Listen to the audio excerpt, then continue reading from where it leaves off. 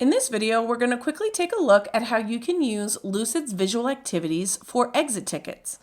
Simply click on the rocket ship from your toolbar.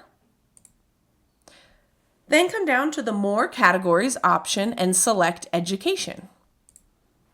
From here, you'll see a variety of activities that you can use both before, during, and after a lesson or lecture. You'll notice that you have some specific to reflections on how the learning went that day, as well as some exit tickets where students are specifically adding correct or incorrect answers. For example, let's drag out the multiple choice example. And from here, you can select Edit in the upper right-hand corner. And then you can come in and edit to ask follow-up questions for the day.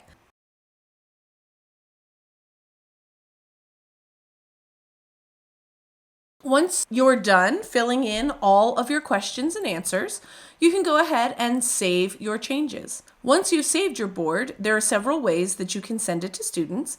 You can invite them into the entire board using the blue share link option in the upper right-hand corner. You can embed this into a Canvas page, or you can go ahead and use a direct share link. Now, when students click on the Start button, they will be able to drag their answer down to each of their items, and then they can submit.